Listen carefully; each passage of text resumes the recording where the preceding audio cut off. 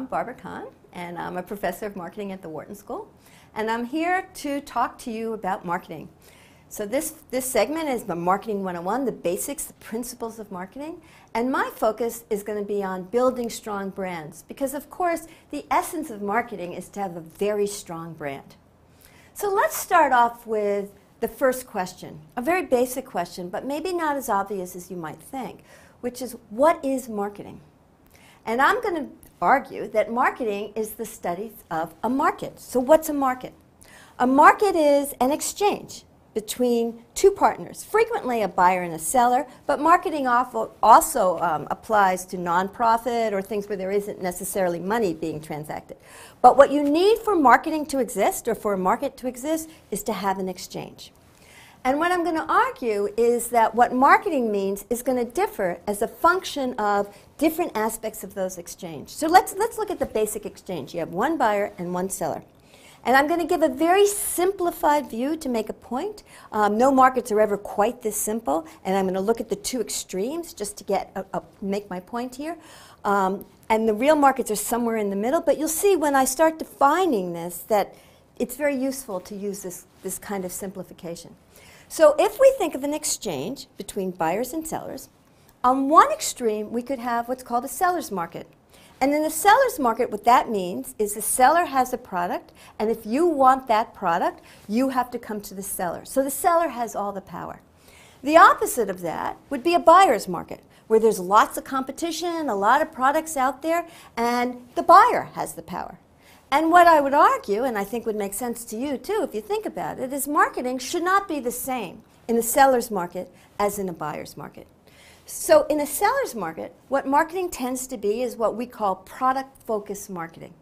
You have the product. If the customers want it, they're going to come to you. In that case, you should develop that product to the best of your ability. You should innovate in that product. You should try to reduce costs, and you should really focus on the product.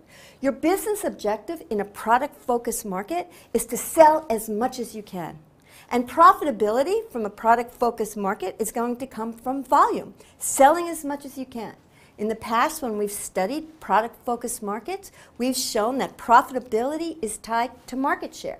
So market share becomes your business objective. And why does market share increase profitability? Because the bigger your market share, the more your revenues. And the bigger your market share and your volume, the lower the product cost, and hence profitability. Higher revenues, lower costs, more profit.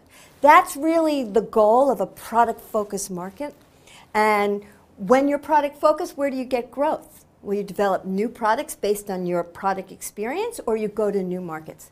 That's product-focused marketing. So what's customer-focused marketing? Is it the opposite? And the answer is going to be no, not exactly. In fact, it's quite a different type of marketing. Let's think about it. Customer-focused marketing means that I need to focus on the customer to get that customer to buy from me rather than the competition. Well, what's the best way to get the customer to buy from you rather than from the competition? The best way to do it is to look at what that customer wants and deliver a product that meets the needs of that customer. So whereas in a product-focused market, I'm the expert and I create the very best product I can based on my expertise, in a customer-based market, what I'm going to do is look at what the customer wants and try to create product to meet that customer's need. That's a very different point of view. Some people call it inside out is product focused, and outside in is customer focused. Okay, so now we're going to look at what the customer wants to deliver value to that customer. But think about it. What does the customer want? Well, the first question is, well, which customer? You can't give every customer what they want, and we know customers are going to want all different things. So the reason why a buyer's market or customer-focused marketing is so different than product-focused is that every customer out there wants something different. If we try to give everybody what they want, we'll go out of business. That's too hard to do. So the intuition of customer-focused marketing is to pick and choose customers. Deliver value to some customers, say yes to some customers, and no to other customers. That's the process of segmentation, I'm going to talk about that in the next section. But the idea here is that I go after some customers and I say no to other customers. Well, then how do I become profitable in that? Understand that in a product-focused marketing, what we did is sell as much as we can. We sold that product to anybody who wanted that product. In a customer-focused market, we're saying no to some customers and yes to others. So how do we make that profitable? And the answer is you pick and choose the customers you want to deliver. You deliver value to that customer, give them exactly what they want and that they're willing to pay for. And where the profitability comes from is not from volume, but it's from creating value.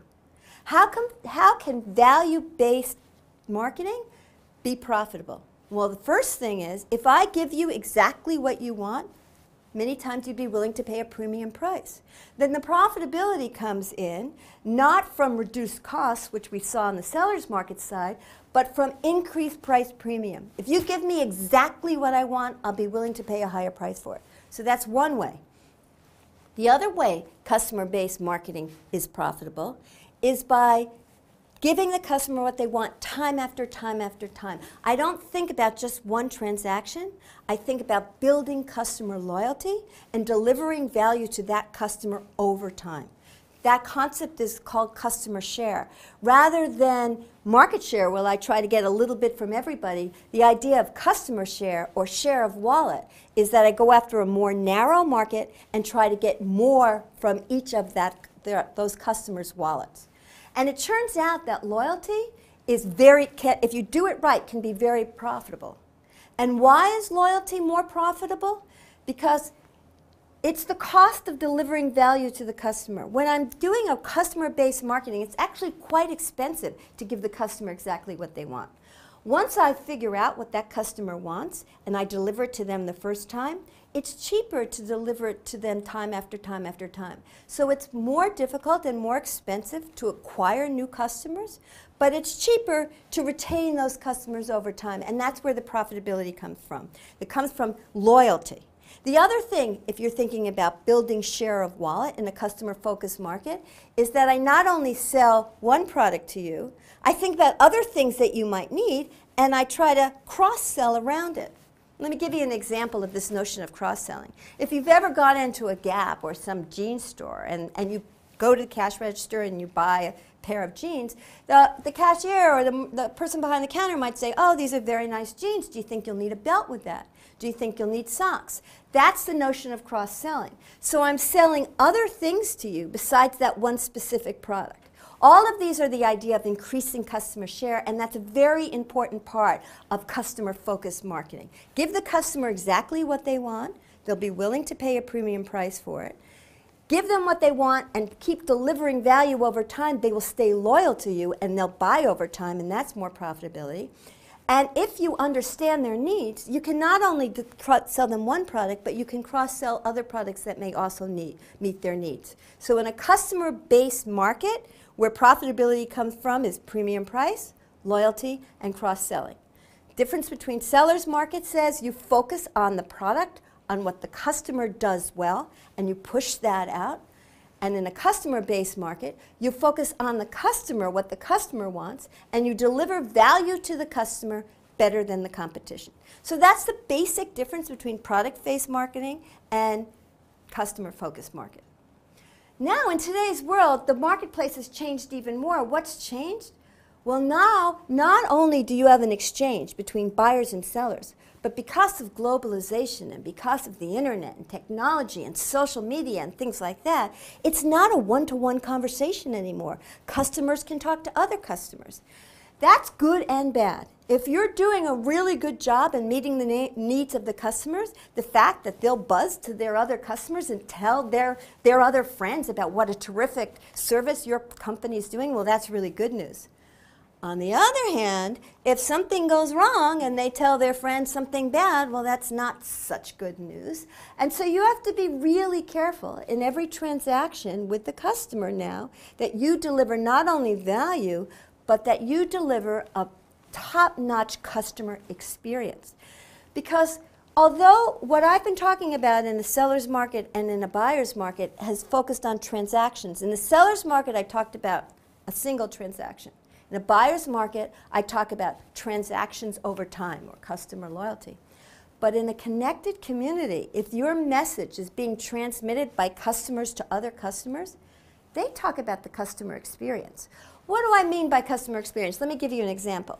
It starts way before the transaction and it goes way after the transaction. So for example, if a customer told another customer about their experience at a restaurant, they might say, well, I was driving to that restaurant and I hit a lot of traffic, then I got to the parking lot and I couldn't find a parking space. Finally, when I got into the restaurant, I finally got a table. The meal was really good, but then at the end of the meal, when I was leaving, I tripped and fell. That may be the way they describe the experience at the restaurant. And if that's the way your message about your product is going to be transmitted from customer to customer, then you as a marketer need to focus on the entire customer experience. So one of the things, and we'll talk about this later, that's changed in marketing in this world of social media and internet and globalization is that the marketer has to be completely transparent, has to be authentic, and has to focus on the entire customer experience. One thing else to mention, we're seemingly coming out of a recession now, but there was a global recession. And in the last few years, probably starting about 2008, we had some real strong economic uncertainty. There was a lot of scandals going on. People became skeptical of marketing. Marketing had some bad names, the financial services industry.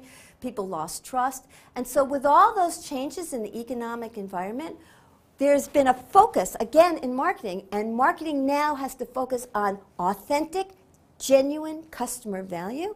In order to be profitable, you not only have to deliver customer value over time and in an experiential way, but now, because of the tightness of the economy and the uncertainty there, you really have to cut costs and figure out a way to deliver value in a very disciplined manner and be very flexible to changes in the marketplace. So let me just summarize what I've just said, the different types of marketing orientations. There's the product orientation, where you focus on the product and you persuade the customer to want what the firm has. There's the marketing orientation, where you persuade the firm to offer what the customer wants. That's a customer-focused approach. The experience orientation says that you not only think about the transaction and think about the transactions over time, but you try to manage the customer's entire experience with the firm. And when times get tough or customers stop trusting markets, then you need to remember to build that relationship based on authenticity, on trust, and on discipline. And what's the difference in these different types of markets in terms of what you offer? In a production orientation, you're focusing on product innovation, but also reducing costs. So you tend to see generic products and standardization. When you're focusing on customer value, you see differentiated products. And we'll talk about that when we talk about brands also, how you position your product to meet the needs of the customers better. In an experience orientation, you look at experiential value, and when you're going to that tight discipline mind frame or mindset, you look at genuine value. And what's the competitive, sustainable competitive advantage in each of these markets? In a product orientation, the bigger companies win because they tend to have larger market share and lower cost is a big strategic advantage. In a marketing orientation, when you're focusing on the customers, the companies that do the best are companies that really know their customers, that can deliver quality, and that have a lot of customer data and know how to use that data to deliver better value. In an experiential market, you look at transformation. The customer becomes a co-creator of the value, and it's really making the customer and the product one kind of overall experience. And in a trust orientation, the sustainable competitive advantage are the companies that you trust. And that means you've had a long history with them, they're transparent, and you trust them over time. And what are the measurements of profitability? In production orientation, as I mentioned, market share is tied to profitability. In marketing orientation, it's share of wallet or customer share, customer loyalty. In experience market, when you're looking at customers talking to other customers, we start measuring social networks and buzz and word of mouth and referrals. And in a trust orientation, we really focus on reduced costs.